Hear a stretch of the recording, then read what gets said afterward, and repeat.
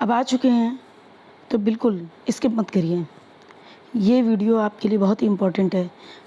SST का जो भी पेपर देने वाला है यूपी टेट में, बस रुक जाए।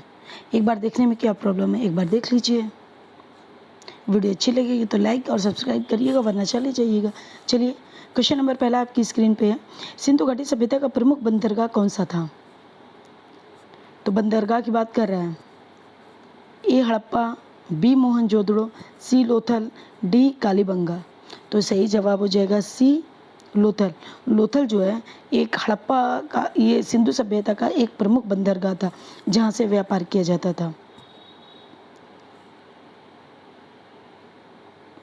अगला प्रश्न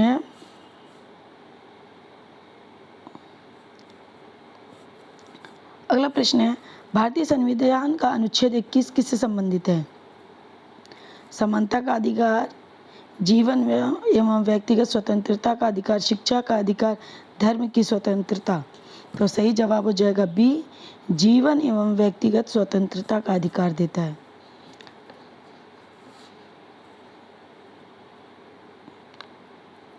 प्रश्न नंबर 3, भारत का सबसे बड़ा पठार कौन सा है? मालवा का पठार, छोटा नागपुर पठार, दक्कन का पठार या मेघालय का पठार। तो सही जवाब हो जाएगा सी, दक्कन का पठार जो है भारत का सबसे बड़ा पठार है। अगला प्रश्न है, प्रश्न नंबर 4, हरित क्रांति का मुख्य उद्देश्य क्या था? हरित क्रांति का मुख्य उद्देश्य क्या था? उद्योग का विकास, बी कृषि उत्पादन बढ़ाना, सी वन संरक्षण या डी निर्यात बढ़ाना। तो सही जवाब हो जाएगा हरित क्रांति यानी हरियाली, हमारे खेतों में हरियाली हो, कृषि उत्पादन को बढ़ाना। और हरित क्रांति का जनक किसे कहा जाता है? तो वो हैं स्वामीनाथन। स्वामीनाथन जो हैं हरित क्रांति के जनक हैं। अगला प्रश्न है, प्रश्न नंबर 5, भारतीय संविधान की प्रस्तावना में समाजवादी शब्द किस संशोधन के द्वारा जोड़ा गया? समाजवादी है, धर्मनिरपेक्ष है, और ये शब्द जो है किस संविधान संशोधन के द्वारा जोड़ा गया? तो ये जोड़ा गया है 42वां संविधान संशोधन। ये ऑप्शन ए इज राइट।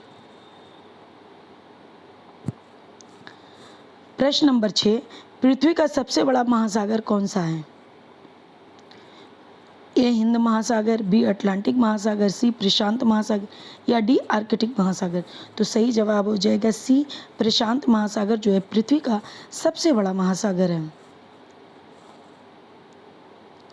प्रश्न नंबर 7, अशोक ने किस युद्ध के बाद बौद्ध धर्म अपनाया था? तो अशोक ने जब कलिंग का युद्ध किया था, तो कलिंग के युद्ध के बाद उसने जो नरसंहार उसमें हुआ था, इतने लोगों की जान माल का जब नुकसान हुआ, तो ये देख के अशोक का दिल जो है भर आया और फिर उसने बौद्ध धर्म को अपना लिया। किस युद्ध के बाद? कलिंग युद्ध के बाद। प्रश्न नंबर 8, भारत का चुनाव आयोग किस प्रकार की संस्था है? ए संवैधानिक संस्था है, बी वैधानिक संस्था, सी निजी संस्था या डी न्यायिक संस्था। तो सही जवाब हो जाएगा ए संवैधानिक संस्था। भारत का चुनाव आयोग, इसका उल्लेख जो अनुच्छेद 315 में किया गया। अगला प्रश्न है, राष्ट्रीय आय का अनुमान भारत में कौन तैयार करता है?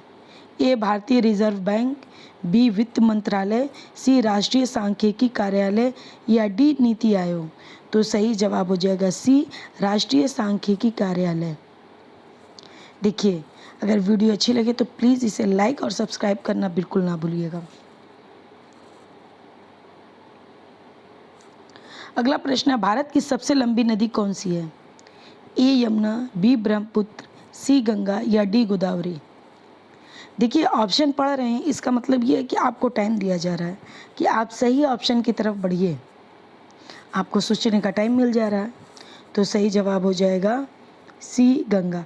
भारत की सबसे लंबी नदी गंगा है, लेकिन भारत की सबसे बड़ी नदी, सबसे फैली नदी पूछ लेगा तो वो ब्रह्मपुत्र हो जाएगी। प्रश्न नंबर 11, भारत छोड़ो आंदोलन कब शुरू हुआ? ए 1930 में, बी 1942, सी 1947 या डी 1920? तो सही जवाब हो जाएगा बी 1942। अगला प्रश्न है प्रश्न नंबर 12, मौलिक अधिकार संविधान के किस भाग में है? तो जो संविधान, हमारे संविधान में 395 अनुच्छेद, अब तो ज़्यादा हो गए हैं, 12 अनुसूचियाँ और 22 भाग हैं, ठीक है ना? तो सही जवाब हो जाएगा बी भाग 3। अगला प्रश्न है काली मिट्टी किस फसल के लिए सबसे उपयुक्त मानी जाती है? ए गेहूँ, बी कपास, सी धान, डी गन्ना। तो काली मिट्टी में कपास की पैदावार अच्छी होती है, इसे काली मिट्टी, ज्वालामुखी मिट्टी भी कहते हैं। अगला प्रश्न है भारत में योजना आयोग का स्थान किस संस्था ने लिया? तो आपको पता है ना कि योजना आयोग का नाम बदल कर क्या कर दिया गया है? ए वित्त आयोग, बी नीति आयोग, सी चुनाव आयोग या डी यूपीएससी? तो सही जवाब हो जाएगा बी नीति आयोग। नीति आयोग का पुराना नाम जो है योजना आयोग था। और नीति आयोग का प्रमुख कौन होता है? तो प्रधानमंत्री होता है, इसका अध्यक्ष। अगला प्रश्न है दिल्ली सल्तनत का प्रथम शासक कौन था? ए इल्तुतमिश, बी कुतुबुद्दीन ऐबक, सी बलबन या डी अलाउद्दीन खिलजी? तो सही जवाब हो जाएगा बी कुतुबुद्दीन ऐबक। अगला क्वेश्चन है क्वेश्चन नंबर 16, पंचायत चुनाव कराने की जिम्मेदारी किसकी होती है? भारत निर्वाचन आयोग की, राज्य निर्वाचन की, राज्यपाल की, मुख्यमंत्री? तो बी राज्य निर्वाचन आयोग की। अगला प्रश्न है प्रश्न नंबर 17, भारत का सबसे बड़ा कॉफ़ी उत्पादक राज्य कौन सा है? यानी भारत में सबसे ज़्यादा कॉफ़ी का उत्पादन कहाँ होता है? तो सी कर्नाटक में होता है। अगला प्रश्न है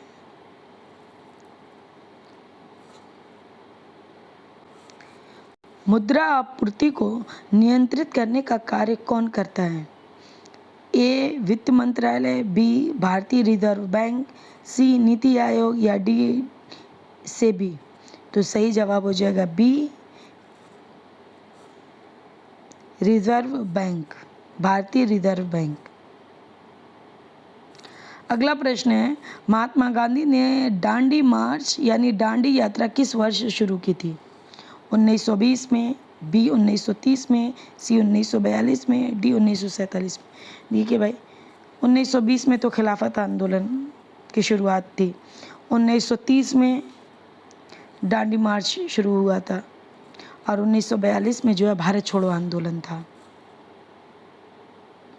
अगला प्रश्न है राज्यसभा का पदेन सभापति कौन होता है? तो राज्यसभा का पदेन सभापति जो है उपराष्ट्रपति होता है। क्वेश्चन नंबर 21, सूर्य के सबसे निकट ग्रह कौन सा है? ए शुक्र, बी बुध, सी पृथ्वी, डी मंगल? तो सही जवाब हो जाएगा बी बुध। सूर्य के सबसे निकट जो है बुध है। और सौर मंडल का सबसे बड़ा ग्रह कौन सा है? तो वो है जुपिटर, बृहस्पति। भारत में पंचायती राज व्यवस्था कितने स्तरों की है? तो 3 स्तरों की है।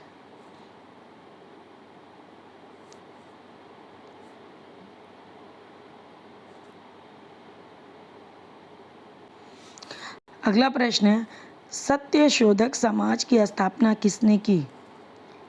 ए राजा राम मोहन राय ने, बी ज्योति राव फूले ने, सी स्वामी दयानंद सरस्वती या डी ईश्वर चंद्र विद्यासागर? तो सत्य शोधक समाज की स्थापना जो है ऑप्शन बी ज्योतिराव फूले। अगला प्रश्न है जनसंख्या घनत्व का अर्थ क्या है? तो प्रति वर्ग किलोमीटर जनसंख्या, यानी कि 1 किलोमीटर के अंदर जितने लोग रहेंगे प्रति 1 किलोमीटर, प्रति वर्ग 1 किलोमीटर का ये एरिया है ना, इसमें जितने लोग रहते हैं उसी को कहते हैं जनसंख्या घन। अगर मान लीजिए कि दिल्ली का प्रति वर्ग किलोमीटर देखें, ये मुंबई का देखें और ये अरुणाचल प्रदेश का देखें, तो अब मुंबई में बहुत ज़्यादा लोग आ जाएंगे हैं, और ये अरुणाचल प्रदेश में कम आएंगे। तो इतने में अगर मान लीजिए कहीं 20 आए तो जनसंख्या घनत्व 20 हो गया, कहीं 500 आ गए तो जनसंख्या घनत्व 500 हो गया, कहीं 1082 आ गए तो जनसंख्या घनत्व 1082 वहाँ का हो गया। जहाँ का जनसंख्या घनत्व जितना ज़्यादा होगा वो एरिया उतना ज़्यादा कंजेस्टेड होगा। अगला प्रश्न है प्रश्न नंबर 25, जीएसटी किस प्रकार का कर है? तो बताइए, ए प्रत्यक्ष कर, बी अप्रत्यक्ष कर, सी आयकर, डी संपत्ति कर। तो जीएसटी जो है अप्रत्यक्ष कर है। अच्छा, आप जानते हैं कर अप्रत्यक्ष और प्रत्यक्ष क्या होता है? अगर जानते हैं तो बताइए कमेंट में। प्रश्न नंबर 26, एसएसटी शिक्षण में मानचित्र का सबसे बड़ा लाभ क्या है? यानी एसएसटी जब कोई पढ़ा रहा है तो मानचित्र का प्रयोग क्यों कर रहा है? केवल सजावट के लिए, स्थानिक समझ विकसित करने के लिए, सी समय बचाना, या डी अंक बढ़ाना। तो सही जवाब है, देखो नक्शा जब देखते हैं कोई चीज़, पहाड़, पर्वत, किसी भी चित्र का, जब किसी भी चीज़ का मानचित्र देखते हैं तो उसकी समझ विकसित होती है। अच्छा, इसके दाएं ये, इसके बाएं ये, इसके ऊपर ये, इसके नीचे ये इतना मोटा है, ये इतना छोटा है, सब पता लगता है। अगला प्रश्न है प्रश्न नंबर 27, सामाजिक विज्ञान पढ़ाने की सबसे उपयुक्त विधि कौन सी मानी जाती है? रटने की विधि, बी व्याख्यान विधि, सी गतिविधि एवं अनुभव आधारित शिक्षण, डी केवल नोट्स लिखवाना। तो रटाना पटाना नहीं, सी गतिविधि एवं अनुभव आधारित शिक्षण। अगला प्रश्न है प्रश्न नंबर 28, राष्ट्रीय पाठ्यचर्या रूपरेखा एनसीएफ सामाजिक विज्ञान में किस पर अधिक बल देती है? ए रटने पर, बी आलोचनात्मक चिंतन पर, सी केवल परीक्षा पर, डी केवल गिरिकार। तो ये केवल वाला तो ऐसे ही कट गया, रटने का तो भाई ऐसे ही मना ही है, तो option C B is right, आलोचनात्मक चिंतन। प्रश्न नंबर 29, सामाजिक विज्ञान के मूल्यांकन का प्रमुख उद्देश्य क्या है? ए केवल अंक देना, बी सीखने में सुधार करना, डी सी दंड देना, डी तुलना करना। नहीं भाई, सीखने में सुधार करना, ऑप्शन बी इज राइट। अगला प्रश्न है, सामाजिक विज्ञान में परियोजना कार्य प्रोजेक्ट वर्क का मुख्य उद्देश्य क्या है? गृह कार्य बढ़ाना। भाई ऐसा तो नहीं है कि लो हम तुमको प्रोजेक्ट दे रहे हैं ताकि तुम घर पे खूब काम करो और घर वाले कहें अरे बाबू बहनी तो बहुत पढ़ रहा है। क्वेश्चन नंबर बी, ये ऑप्शन बी अनुभवात्मक एवं सक्रिय अधिगम को बढ़ावा देना, सी केवल अंक देना, डी समय बिताना। नहीं भाई, ऑप्शन बी इज राइट। तो ये थे हमारे 30 क्वेश्चन। वीडियो अच्छी लगे तो इसे लाइक और चैनल को सब्सक्राइब करना ना भूलें। मिलते हैं अगली वीडियो में, तब तक के लिए अल्लाह।